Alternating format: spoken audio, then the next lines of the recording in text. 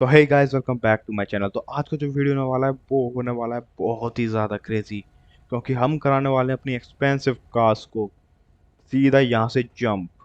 ये जो हमारा आइस रैंप है, तो देखते हैं हमारी कौन सी कार है जो इन विंड मिल्स को बच के और हमारे आइस रैंप को बच के सीधा पहुँचती है फिनिशिंग पॉइंट तक।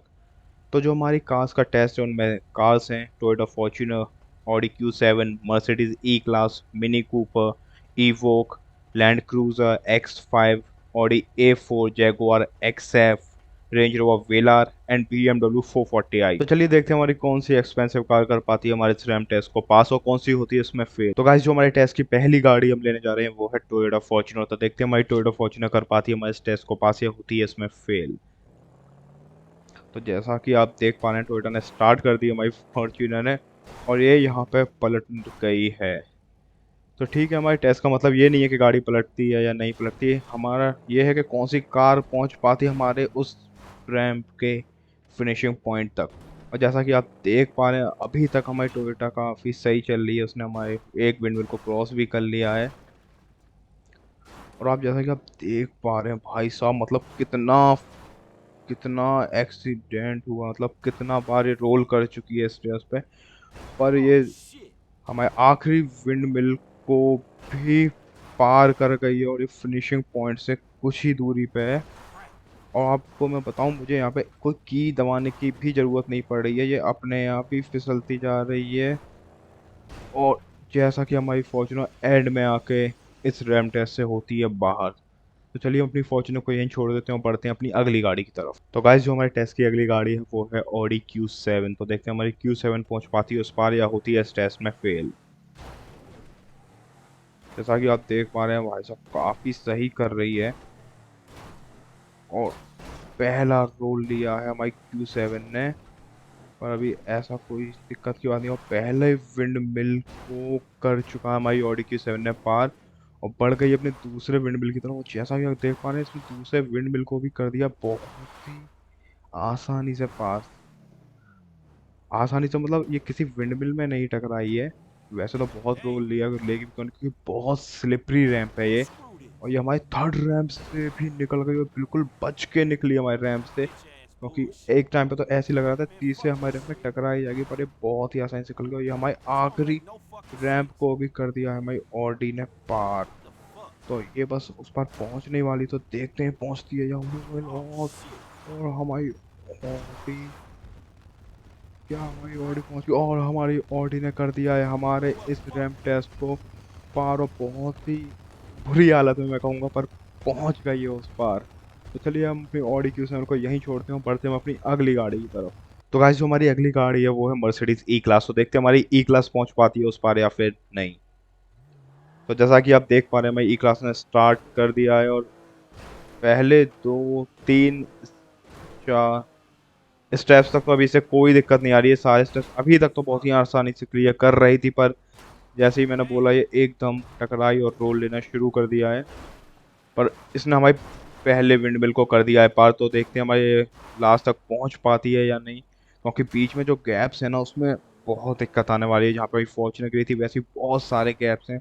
तो इसने हमारे अगले विंडमिल को भी कर दिया है पार और पहुंच गई है उस पॉइंट तक। और ये जैसा कि मैं कह रहा था कि बीच में बहुत गैप है, हमारी मर्सिडीज गिर चुकी है उन गैप में और होती है इस टेस्ट से बाहर। तो चलिए हम मर्सिडीज को यहीं छोड़ देते हैं और बढ़ते हैं अपनी अगली गाड़ी की तरफ। तो गाइस, जो हम अगली गाड़ी लेने वाले हैं वो है BMW मिनी कूपर।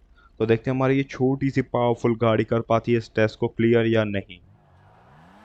तो जैसा कि आप देख पाए, मेरी BMW मिनी कूपर ने स्टार्ट कर दिया है इस रैंप को पार करने के लिए, वो काफ़ी अच्छे से आगे बढ़ती जा रही है।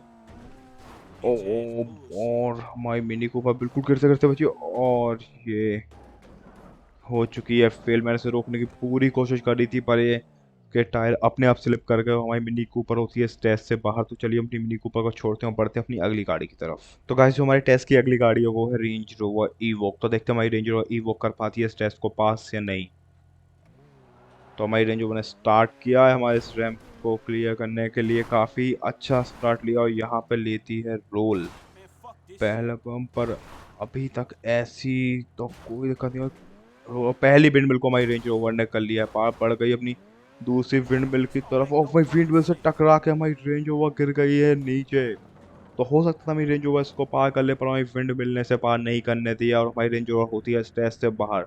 तो चलिए अपनी रेंज रोवर को यहीं छोड़ते हैं और बढ़ते हैं हम अपनी अगली गाड़ी की तरफ। तो गाइस जो हम अगली गाड़ी लेने वाले हैं वो है ऑडी A4। तो देखते हैं हमारी A4 पहुंच पाती है उस पार तक या नहीं। तो हमारी A4 ने काफी अच्छा स्टार्ट लिया है, मतलब अब एक ऑडी की हमारी कार ऑलरेडी ही उस पार पहुंच चुकी है। तो देखते हैं हमारी ऑडी की ये दूसरी कार भी उस पार पहुंच पाती है या नहीं। हमारे पहले और दूसरे भी मिडविल को पार करती हुई हमारी A4 बढ़ चुकी है आगे उस पार पहुंचने के।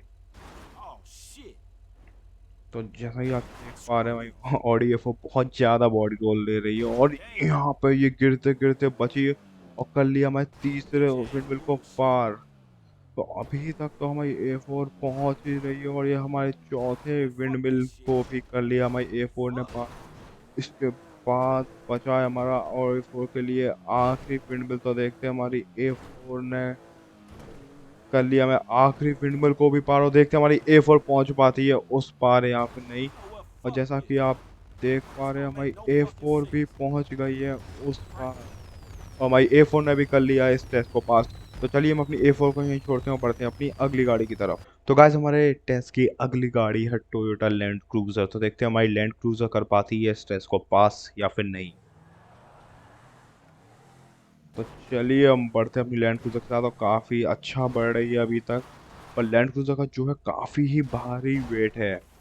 अगर हमारी गाड़ी के टायर्स में स्नो चेन होती तो शायद ये उस पार तक पहुंचने में इतनी ज़्यादा दिक्कत नहीं देती, पर ये एकदम सिंपल टायर्स हैं इसलिए हमारी गाड़ी इतना ज़्यादा दिक्कतें दे रही है। और हमारी लैंड क्रूजर वैसे बहुत हैवी गाड़ी है, पर फिर भी अभी तक हमारी लैंड क्रूजर काफ़ी अच्छा करती हुई आ रही है इसको। ये इतनी हैवी गाड़ी है इसलिए इतना ज़्यादा स्लिप नहीं हो रही है ये। और ये यहाँ पे इस पॉइंट पे टकरा के हमारी लैंड क्रूजर होती है स्टेज में फेल। अनएक्सपेक्टेड जगह से हमारी लैंड क्रूजर टकराई और स्टेज से होती है बाहर। तो चलिए हम अपनी लैंड क्रूजर को यहीं छोड़ते हैं और बढ़ते हैं हम अपनी अगली गाड़ी की तरफ। तो गाइस जो हमारी अगली गाड़ी है वो है BMW X5। तो बता दूं जो अभी तक हमारी दो कार उस पार पहुंची हैं वो दोनों ही ऑडी की हैं, Audi Q7 and Audi A4। तो चलिए देखते हैं हमारी ये BMW X5 पहुंच पाती है उस पार या फिर नहीं। तो हमारी BMW F5 अभी अभी गिरते गिरते बची है, पर इस गाड़ी की मुझे एक बात अच्छी लग रही है, इसके टायर इतने ज़्यादा स्लिप नहीं कर रहे हैं बाकी गाड़ियों के मुकाबले। और आप देख पा रहे हैं इसने हमारी पहली विंडमिल को पार कर दिया। अब ये गाड़ी भी मेरे बिल्कुल कंट्रोल में नहीं है और भाई दूसरे विंडमिल को भी क्रॉस करके ये अनएक्सपेक्टेड तरीके से एकदम साइड से नीचे गिरी है और होती है हमारे स्टेज से फेल। तो चलिए हम अपनी X5 को यहीं छोड़ देते हैं, बढ़ते हैं हम अपनी अगली गाड़ी की तरफ। तो गाइस जो हमारी अगली गाड़ी है वो है जैगुआर XF। तो देखते हैं हमारी जैगुआर XF कर पाती है इस टेस्ट को पास या फिर नहीं। हमारी जैगुआर ने स्टार्ट कर दिया है रोल लेना, पहले ही आते ही जिसने दो रोल ले लिए हैं। पर और काफी स्लिप कर रही है गाड़ी हमारी, काफी ज्यादा स्लिप कर रही है, कंट्रोल में ही नहीं है बिल्कुल मेरे। ऑटोमेटिकली स्लिप करते हुए बस चलती ही जा रही है। तो देखते हैं भाई जैगुआर XF पहुंच पाती है या नहीं। मैं उसको सीधा करने की पूरी कोशिश कर रहा हूँ, उससे पहले विंड को कर लिया है लकीली पार। और देखते हैं दूसरे विंड मिल को कर पाती है या नहीं। जैसा कि आप देख पा रहे हैं मैं दूसरे विंड मिल को भी कर दिया है हमारी जैगुआर XF ने पार। तो जैसा कि आप देख पा रहे हैं जैगुआर ने अभी तक तो काफी अच्छे तरीके से कर लिया है इस रैंप को और अब ये गलत साइड जा रही है। तो हमारी जैगुआर भी गिरती है हमारे इस रैंप से बाहर और होती है हमारे इस टेस्ट में फेल। तो चलिए हम अपनी जैगुआर एक्सएफ को यहीं छोड़ते हैं और बढ़ते हैं हम अपनी अगली गाड़ी की तरफ। आज जो हमारी अगली गाड़ी है वो है BMW 440i। तो देखते हैं हमारी BMW 440i कर पाती है इस रैंप को क्लियर या फिर नहीं। और जैसा कि आप देख पा रहे हैं BMW 440i ने आते ही और ये आते ही होती है हमारे इस टेस्ट में फेल। तो हमारी BMW 440i आते ही हो गई हमारे टेस्ट में फेल और होती है इस रैम टेस्ट से बाहर।